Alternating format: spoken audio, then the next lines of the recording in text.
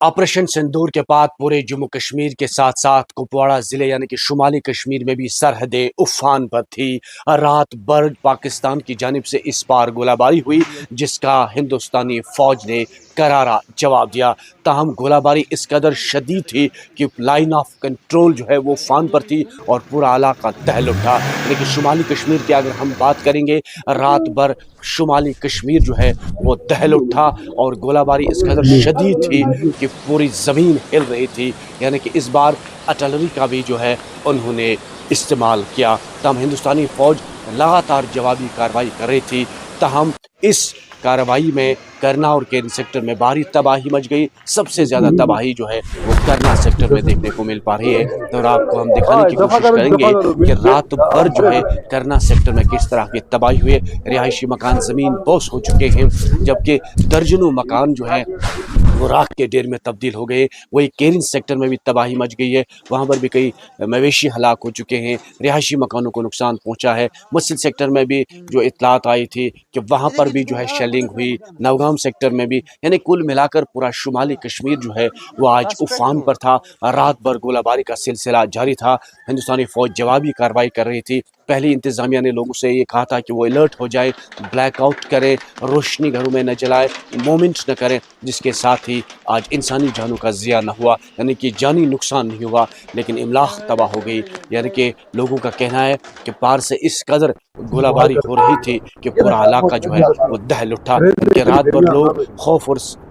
ڈر کے سائے میں جی رہے تھے۔ لوگ صرف یہی دعا کر رہے تھے کہ کوئی جانی نقصان نہ ہو، اور لوگ رات بھر ہوشیار تھے۔ کچھ لوگ بینکروں میں تھے، لیکن ابھی وہ خوف اور ڈر میں ہیں، وہ باہر نہیں نکل رہے، کیونکہ وقفے سے بتایا جا رہا ہے کہ لائن آف کنٹرول پر پھر سے وقفے سے گولہ باری کا سلسلہ جاری ہے، اور لوگ ابھی بھی گھروں میں سہم کر رہے ہیں، یعنی کہ سناٹا ہی سناٹا ہے۔ سڑکیں ویرانی کا منظر اس وقت پیش کر رہے ہیں، گاڑیوں کے مومنٹ نہیں دکھتی ہے۔ وہیں انتظامیہ نے آج ایک بار پھر اسکولوں بند رکھنے کے احکامات، یعنی کہ تعلیمی اداروں کو بند رکھنے کے احکامات جاری کیے ہیں، اور لوگوں سے یہ بھی کہا گیا ہے کہ وہ مومنٹ زیادہ نہ کریں، اور جس کے نتیجے میں جو ہے آج انسانی جانوں کا ضیاع شمالی کشمیر کے اس علاقے میں کرنا اور کیرن اور مسجد نوگاہ میں نہیں ہوا ہے،